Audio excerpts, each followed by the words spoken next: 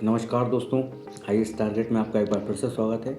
जैसा कि हमने आपको अपने पुराने वीडियोज़ में यूपीएससी प्रीलिम्स के सिलेबस के बारे में बताया था, आज हम आपको अपने इस वीडियो में यूपीएससी मेंस के सिलेबस के बारे में बताएंगे। जैसा कि हम सभी जानते हैं, यूपीएससी का एग्ज़ाम 3 चरणों में होता है।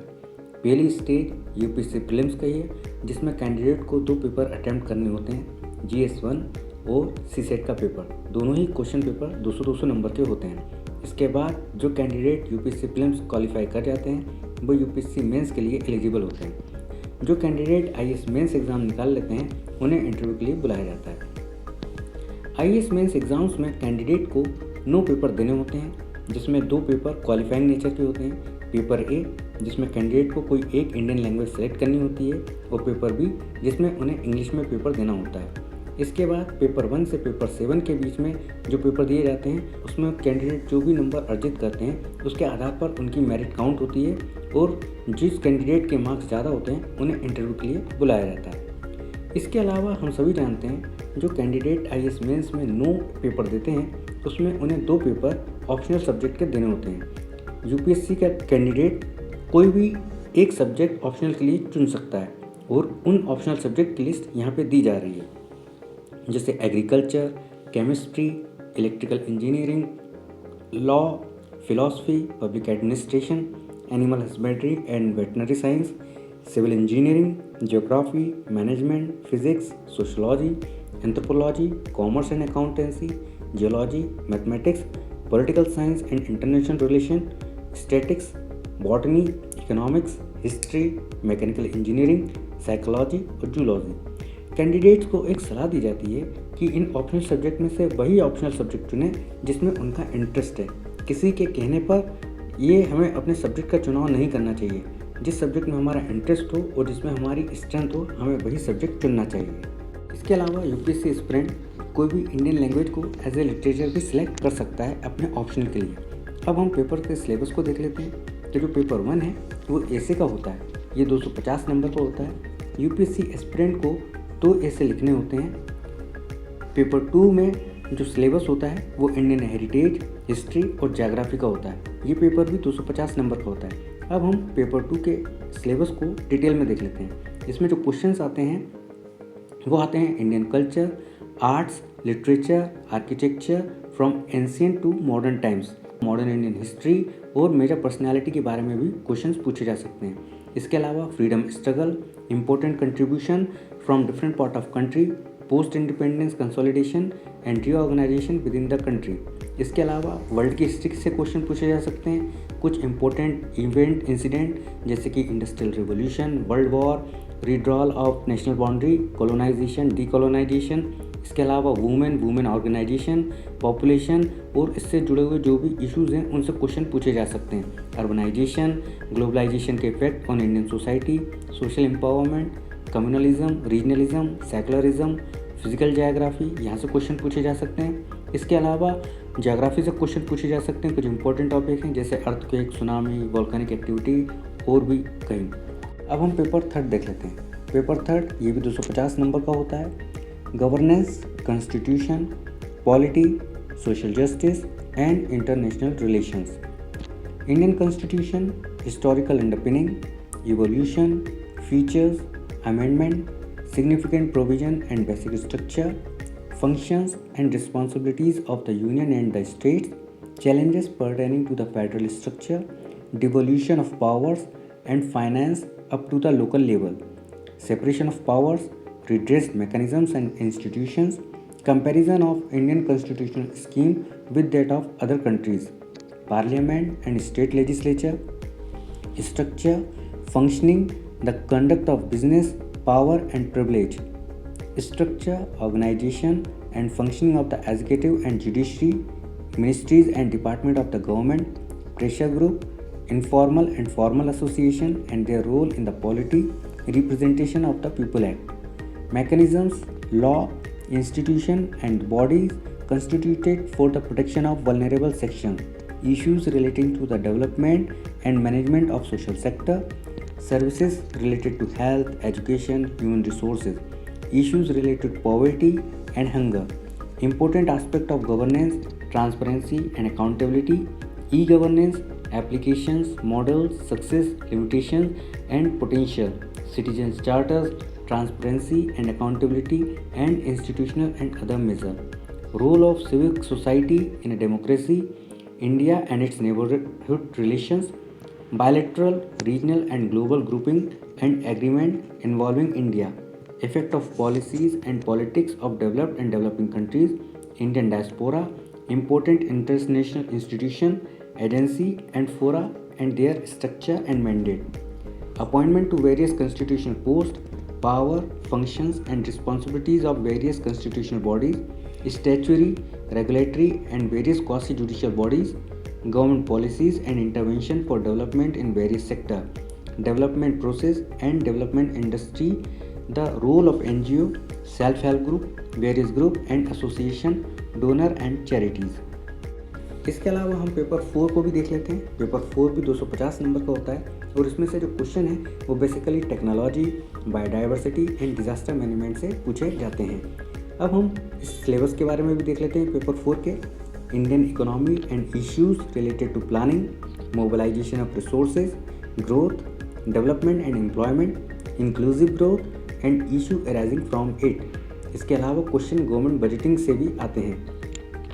Major crops, cropping patterns, different types of irrigation and irrigation system, storage, transport and marketing of agriculture produce, and issues related to constraints, e-technology in the aid of farmers, issue related to direct and indirect farm subsidies. इसके अलावा public distribution system, functioning, limitation, revamping, issue of buffer stocks and food security से भी question पूछे जाते हैं। Technological mission, economics of animal rearing, food processing and related industries in India, scope and significance, location, upstream and downstream requirement, supply chain management, land reforms in India, effect of liberalization on the economy, changes in industrial policy and their effect on industrial growth. Infrastructure की बात कर लें तो energy, ports, roads, airport, railway etcetera, investment model, science and technology, development and their application and effect in everyday life, achievement of Indian in space and science and technology, indigenization of technology and developing new technology, awareness in the field of IT, space, computers, robotics, nanotechnology, biotechnology and issues related to intellectual property rights, conservation, environmental pollution and degradation, environmental impact assessment, disaster and disaster management, linkage between development and spread of extremism. इसके अलावा question role of external state and non state actors in creating challenges to internal security, challenges to internal security through communication network, the role of media and social networking site in internal security challenges, basics of cyber security, money laundering and its prevention, security challenges and their management in border area, linkage of organized crime with terrorism, various security forces and agency and their mandate। इसके अलावा अब हम paper 5 के बारे में जान लेते हैं। पेपर 5 इसमें क्वेश्चन एथिक्स, इंटीग्रिटी, एप्टीट्यूड यहाँ से पूछे जाते हैं और पेपर 5 ये भी 250 नंबर का होता है। तो कुछ सिलेबस, कुछ इंपॉर्टेंट टॉपिक हम देख लेते हैं जो कि पेपर 5 में कवर किए जाते हैं। Issues related to integrity, probity in public life, ethics and human interface, essence, determinants and consequences of ethics in human action, dimension of ethics, ethics in private and public relationships, human value, lesson from the lives and teaching of great leaders, reformers and administrators, the role of family, society and educational institution in inculcating values, attitude, content, structure, function, its influence and relation with thought and behavior, moral and political attitude, social influence and persuasion, aptitude and foundational value for civil service, integrity, impartiality and non-partisanship, objectivity, dedication to public service, empathy, tolerance and compassion toward the weaker section, emotional intelligence, concept and their utilities and application in administration and governance, contribution of moral thinkers and philosophers from the India and the world, public civil service values and ethics in public administration, status and problems, ethical concern and dilemmas in government and private institutions, law, rules, regulation, and conscience as a source of ethical guidance, accountability and ethical governance, strengthening of ethical and moral values in governance, ethical issues in international relations and funding, corporate governance, probity in governance, concept of public service, philosophical basis of governance and probity, information sharing and transparency in government, right to education, right to information, code of ethics, code of conduct, citizen charters, work culture, quality of service delivery, utilization of public funds, challenges of corruption। इसके अलावा question case study से भी पूछे जाते हैं जो कि ethics का एक इम्पोर्टेंट पार्ट है।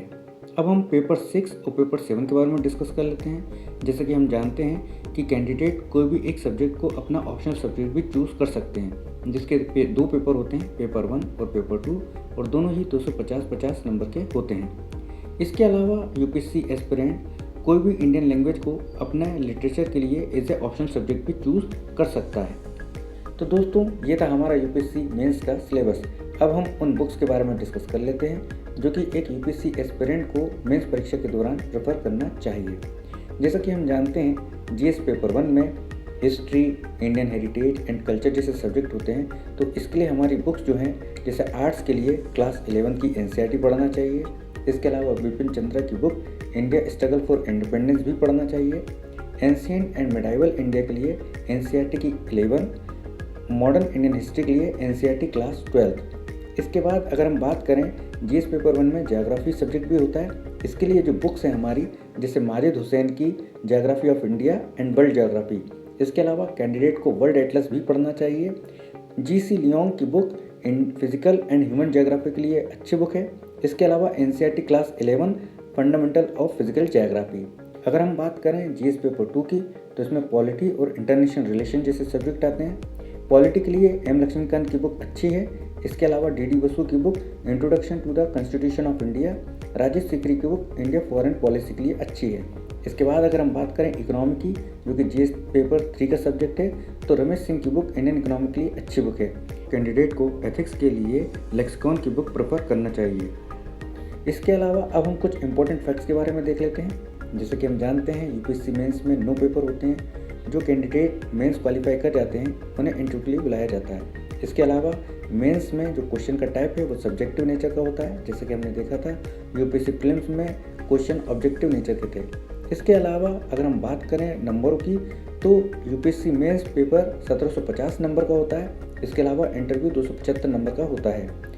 ड्यूरेशन की अगर हम बात करें एग्ज़ाम की, तो हर पेपर हमें 3 घंटे में कंप्लीट करना होता है। इसके बाद अगर हम बात करें मीडियम ऑफ एग्ज़ाम की, तो कैंडिडेट हिंदी और इंग्लिश में एग्ज़ाम दे सकते हैं। हमारा ये सेशन यहीं ख़त्म होता है। उम्मीद करता हूँ दोस्तों आपको हमारा ये वीडियो पसंद आया होगा। अगर आपको हमारा वीडियो पसंद आया तो प्लीज़ लाइक करिए, सब्सक्राइब कीजिए और अपने फ्रेंड्स के साथ शेयर कीजिए। अगर आपका कोई भी डाउट है, कोई भी क्वेरी है, तो प्लीज़ आप हमें कमेंट बॉक्स में कमेंट कीजिए, हम आपको रिप्लाई देंगे। इसके बाद हम आपके लिए इसी तरह और नए वीडियोज़ बनाते रहेंगे। तब तक के लिए थैंक यू, धन्यवाद।